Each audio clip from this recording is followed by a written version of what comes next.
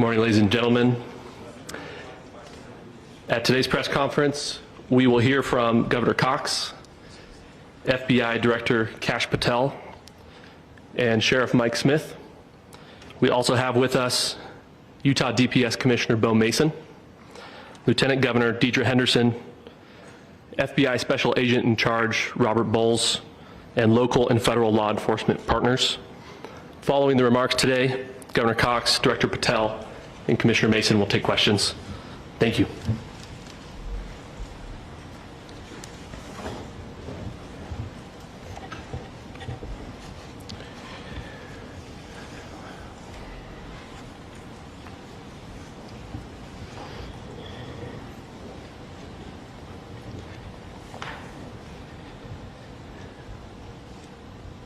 Good morning, ladies and gentlemen. We got him. On the evening of September 11th, a family member of Tyler Robinson reached out to a family friend who contacted the Washington County Sheriff's Office with information that Robinson had confessed to them or implied that he had committed the incident. This information was relayed to the Utah County Sheriff's Office and scene investigators at Utah Valley University. This information was also conveyed to the FBI. Investigators reviewed additional video footage from UVU surveillance and identified Robinson arriving on UVU campus in a gray Dodge Challenger at approximately 8:29 a.m. on September 10th, in which he is observed on video in a plain maroon t-shirt, light-colored shorts, a black hat with a white logo, and light-colored shoes. When encountered in person by investigators in Washington County on September 12th, in the early morning hours, Robinson was observed in consistent clothing with those surveillance images. Investigators interviewed a family member of Robinson who stated that Robinson had become more political in recent years. The family member referenced a recent incident in which Robinson came to dinner prior to September 10th, and in the conversation with another family member, Robinson mentioned Charlie Kirk was coming to UVU. They talked about why they didn't like him and the viewpoints that he had. The family member also stated Kirk was full of hate and spreading hate. The family member also confirmed Robinson had a gray Dodge Challenger. Investigators identified an individual as the roommate of Robinson. Investigators interviewed that roommate, who stated that his roommate, referring to Robinson, made a joke on Discord. Investigators asked if he would show them the messages on Discord. He opened it and showed several messages to investigators and allowed investigators to take photos of the screen as each message was shown by Robinson's roommate. These photos consisted of various messages, including content of messages between the phone contact name Tyler with an emoji icon and Robinson's roommate's device. The content of these messages included messages affiliated with the contact Tyler, stating a need to retrieve a rifle from a drop point, leaving the rifle in a bush, messages related to visually watching the area where a rifle was left, and a message referring to having left the rifle wrapped in a towel. The messages also refer to engraving bullets and a mention of a scope and the rifle being unique. Messages from the contact Tyler also mentioned that he had changed outfits. I know there's been speculation as well as to the writing on those casings, those bullet casings, and I believe we have that as well. And I'll share that with you now. So the area north of Campus Drive Road where the suspect crossed over, you saw some of that in the video that we released last night, consists of a grassy area with trees on the edge of the UVU campus. Investigators discovered a bolt-action rifle wrapped in a dark-colored towel. The rifle was determined to be a Mauser Model 98 30-06 caliber bolt-action rifle. The rifle had a scope mounted on top of it. Investigators noted inscriptions that had been engraved on casings found with the rifle. Inscriptions on a fired casing read, "Notices, bulges, capital O-W-O, what's this, question mark." Inscriptions on the 3 unfired casings read, "Hey fascist, exclamation point, catch, exclamation point." up arrow symbol, right arrow, and symbol, and 3 down arrow symbols. A second unfired casing read, "Oh Bella Ciao, Bella Ciao, Bella Ciao, Ciao Ciao." And a third unfired casing read, "If you read this, you are gay, LMAO." We are indebted to law enforcement across the state who's worked seamlessly together, local law enforcement, state law enforcement, and our federal partners with the Federal Bureau of Investigation. We're grateful for everyone who worked together in such a short amount of time to find this person and to bring justice. I want to thank the public who has been so engaged, reviewing videos, helping us with sending in tips, and helping us get to this point. I want to thank the family members of Tyler Robinson who did the right thing in this case and were able to bring him into to law enforcement as well. I especially want to thank the family of Charlie Kirk, Erica, Charlie's parents, his children. I want us to be thinking of them as we bring justice in this case. They will be involved in that justice. We will be working very closely with them as we move through this process as well. This is a very sad day for our country, a terrible day for the state of Utah, but I'm grateful that at this moment we have an opportunity to bring closure to this very dark chapter in our nation's history. With that, I'll now turn the microphone over to the Director of the FBI, Kash Patel. Thank you, Governor. This is what happens when you let good cops be cops. The FBI and our partners are proud to stand here today together to bring justice to the family of Charlie Kirk and honor his memory. I want to express my deep gratitude to President Trump, the Vice President, and the entire White House who have been so incredibly supportive with both resources and just personally to the FBI as a team. They had our backs the entire way, and I just want to express my gratitude for giving us the resources we need to operate in this space to bring this sort of justice at this sort of speed. In 33 hours, we have made historic progress for Charlie. Governor Cox, our partnership has been absolutely incredible these last few days. Our partnership will endure.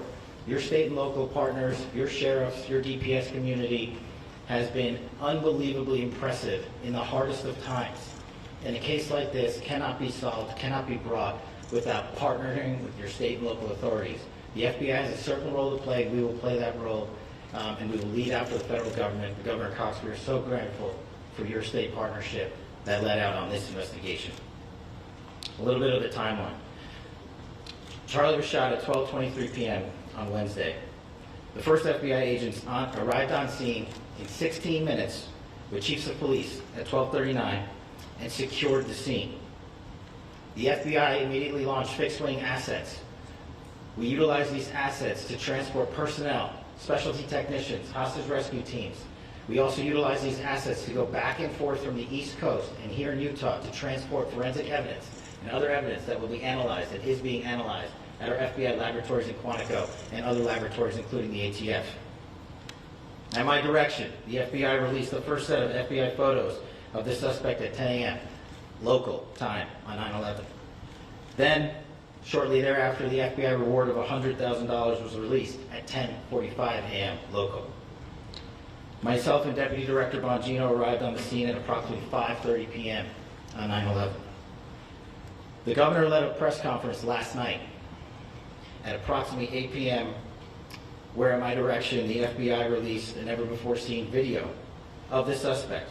We also released new images to the public of the suspect. And just last night, the suspect was taken into custody at 10 p.m. local time. In less than 36 hours, 33 to be precise, thanks to the full weight of the federal government and leading out with the partners here in the state of Utah and Governor Cox, the suspect was apprehended in a historic time period. And I want to highlight what Governor Cox said. This would not have been possible without you, the media, and you, the public.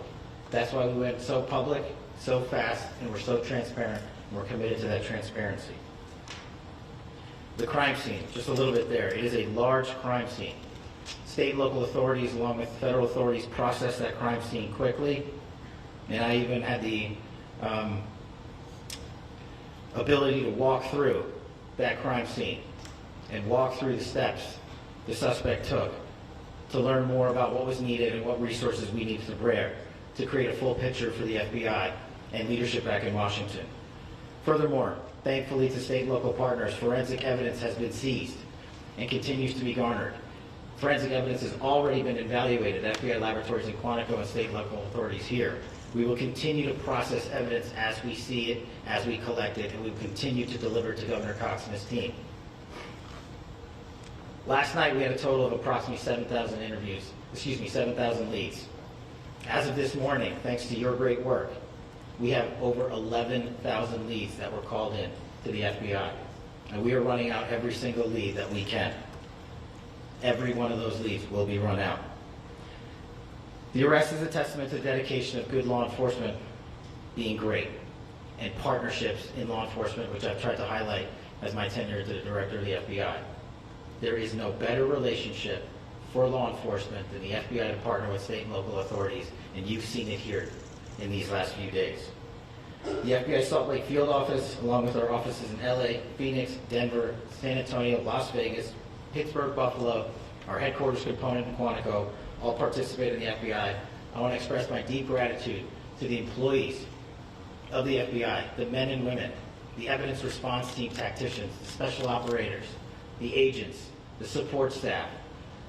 You have done monumental work in historic time when the public, who had a right to demand such an expeditious solving of an investigation, the FBI answered that call diligently, critically important to our nation, and we delivered. And I'm proud to be their leader, and I'm proud to be the director of the FBI.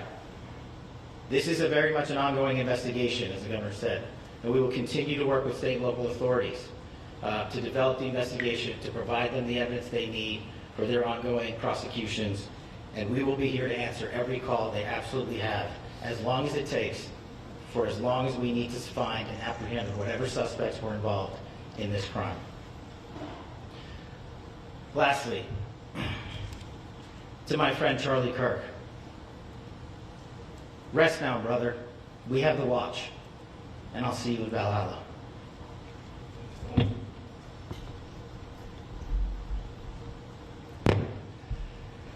Thank you, and good morning. I would just like to take a few minutes as the sheriff to express my gratitude for everybody who has played a part in this investigation. As you know, it's been a vast, a complicated, and a very, very fast-paced investigation. You're looking at people standing up here who are running on, if they got an hour's sleep in the last couple of days, they're probably lucky. It has been very taxing. It has been so impressive speaking on behalf of the local law enforcement to see the cooperation that we've seen in this type of case. Across the state, sheriffs, chiefs, our state partners have stepped up and have come to the call on anything that we needed. Our county chiefs have been phenomenal. Our Utah County Attorney, Jeff Gray, who's standing up here with us, has been phenomenal in leading us through this investigation. I would like to thank the federal government for their resources, their assets. Our local team here, our FBI team, has been extraordinary in helping us work through this and bring this person to justice. Most of all, I would like to thank the public, and specifically, I would like to thank the public who turned to prayers and who turned to positiveness for us. I would like to thank them on behalf of the law enforcement community, because we needed those prayers. That's what we needed to get through this. We needed your support, and you gave it to us. We needed your patience, and you gave it to us. And I would like to thank you for the Kirk family, because that's what they need, is your support and your prayers, and that will get us through all of this. So thank you everybody for everybody that has stepped up. We've had such a phenomenal response to this. Thank you.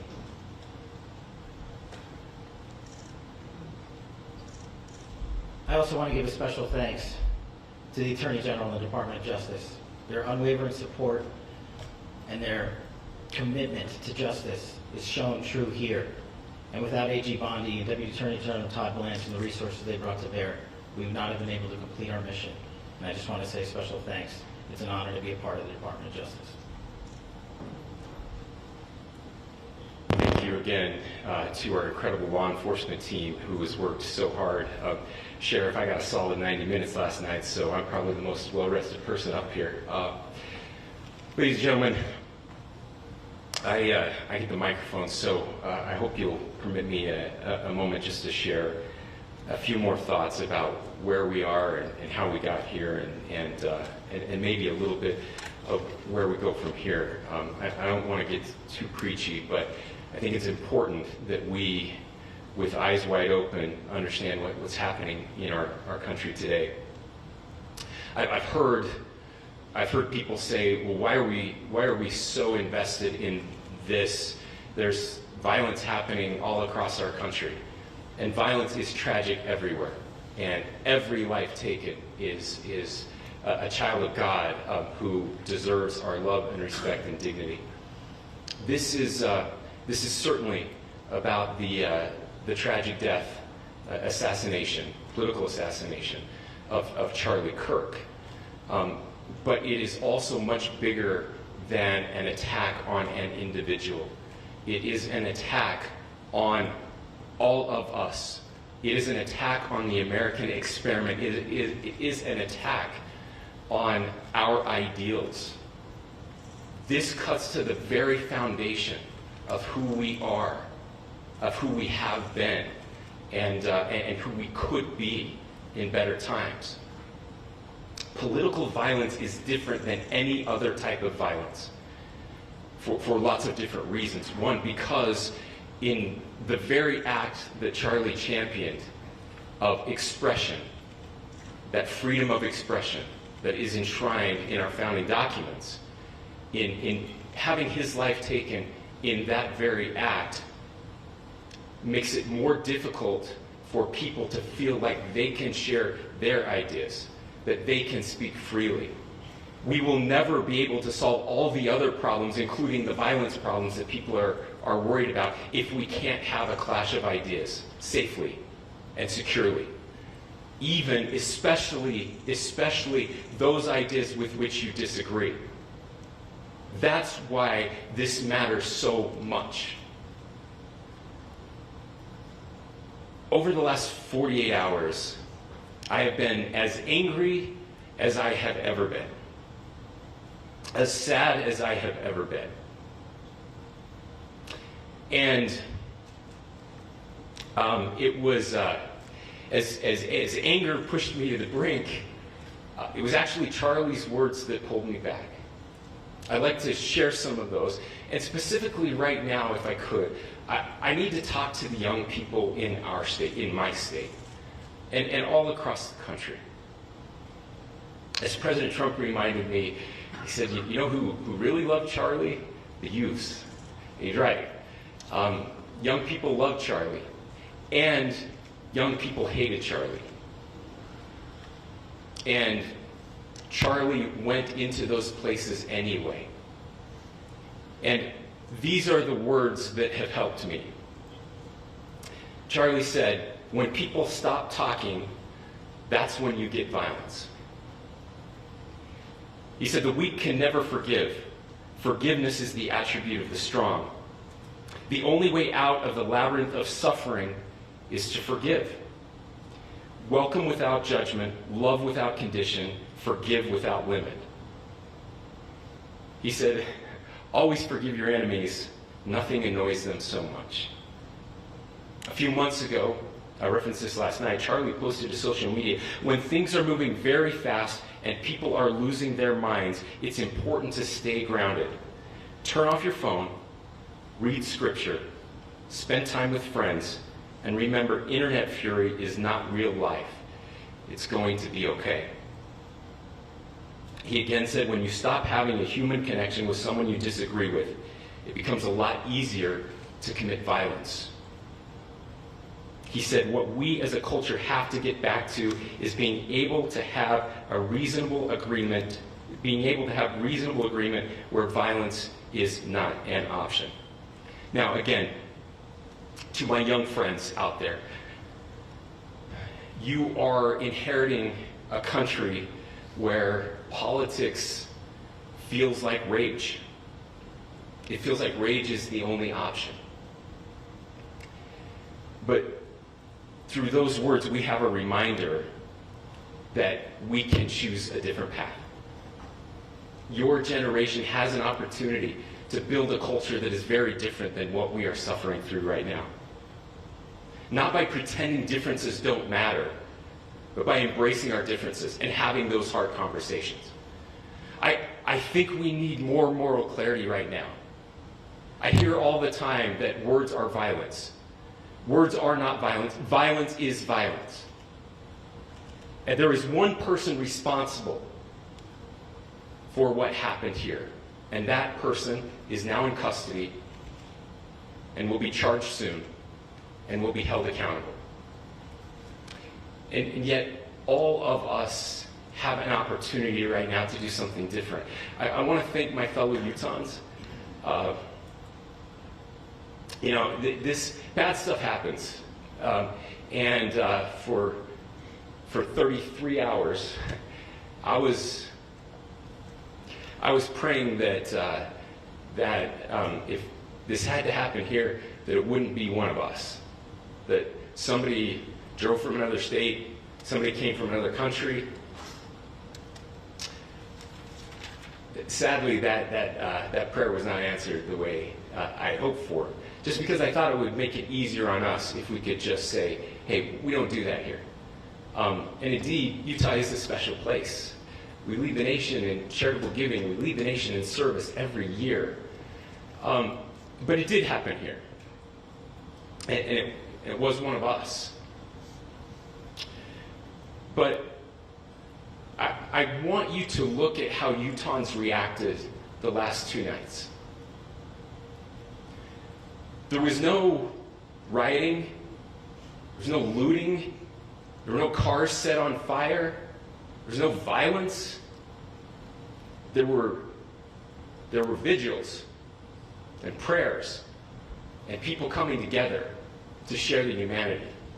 And that, ladies and gentlemen, I believe is the answer to this. We can return violence with violence. We can return hate with hate. And that's the problem with political violence, is it metastasizes.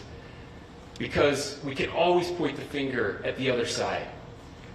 And at some point, we have to find an off-ramp, or it's going to get much, much worse. But see, these are choices that we can make. History will dictate if this is a turning point for our country. But every single one of us gets to choose right now if this is a turning point for us. We get to make decisions. We have our agency. And I desperately call on every American, Republican, Democrat, liberal, progressive, conservative, MAGA, all of us to please, please, please follow what Charlie taught me. I'll just conclude with words I share often from a friend and author, Yuval Levin, who was asked if he was optimistic about our country. And he said, I'm not optimistic. He said, I hate optimism. God, that sounds bad. But he said, optimism is a vice. It's this idea that good things are just going to happen. And he said, in the history of the world, good things have never just happened. He says, I'm not optimistic, but I am hopeful. And hope is the virtue that sits between the vices of optimism and pessimism. Hope is the idea that good things are going to happen because we can make them so. I still believe in our country. And I know Charlie Kirk believed in our country. I still believe that there is more good among us than evil. And I still believe that we can change the course of history. I'm hopeful because Americans can make it so. Ladies and gentlemen, we're happy to answer any questions you might have. Governor, can you please speak to whether the suspect is speaking with authorities and his demeanor, Tyler Robinson, when he turned himself in? I cannot speak to that. Governor, how do you interpret his motivation? Governor, how do you interpret the engravings on the casing? Well, I will leave that up to you to interpret what those engravings mean. I think the clearest one that says "catch fascist," there's not, and by the way, that's like catch like a ball, catch this. I think that speaks for itself. Governor, so you talked about this level of hatred that this person expressed at a dinner. Beyond that, is there anything in your view that you've discovered that may have radicalized or changed him to prompt him to commit such a horrific act? There's nothing more that we can share at this time. Governor, you indicated that he had been communicating with a friend on Discord about the gun. Do you anticipate any more arrests? We do not at this time have any information that would lead to any additional arrests. Do you believe he acted alone? Yes, but the investigation is ongoing. Can you tell more about the family, what they had to say about the suspect? How he came into custody of police and where he is right now, Mr. Robinson? Yes, so right now, Mr. Robinson has been booked into the Utah County Jail. You heard the president this morning report that he was taken into custody, that his family and a friend helped to deliver him into custody of law enforcement in Washington County.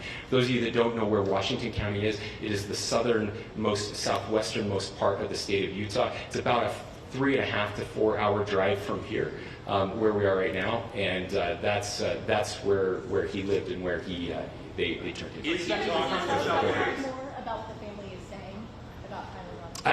I can't share any more than what I've already shared. Is he talking Yeah. with Governor, do you have authorities? details on how he got back to Washington County and how the gun was obtained? So how we obtained the gun? The gun was found. No, how the was found shooter here. obtained the gun and how the shooter then was able to get back to Washington. So I don't have much more details on that. We do know that he drove. We had his car here on campus, and then we had his car going south back to the St. George. It's actually the city of Washington in Washington County. Is he talking with authorities and did he discuss a motive? I'm sorry. Did the suspect plan to carry out any other attacks? We don't have any information that Are you released. going to be releasing the mugshot? Yes, in fact, it was just released. Is he Yes. talking with authorities and did he discuss a motive? I can't answer that right now. Can you clarify? You've spoken very eloquently about trying to reunite this country. Do you feel that this is a watershed in American history? I absolutely believe that this is a watershed in American history, yes. The question is what kind of watershed? And that chapter remains to be written. Is this the end of a dark chapter in our history or the beginning of a darker chapter in our history? Look, I mean, if you look at true political assassinations in this country of someone of this stature, this feels a lot like the late 60s. And having one so gruesomely displayed on camera in all of our hands and in all of our pockets, we are not wired as human beings biologically, historically. We have not evolved in a way that we are capable of processing those types of violent imagery. And by the way, we've seen another one with a gruesome stabbing very recently that went viral. This is not good for us. It is not good to consume. Social media is a cancer on our society right now. And I would encourage people to log off, turn off, touch grass, hug a family member, go out and do good in your community.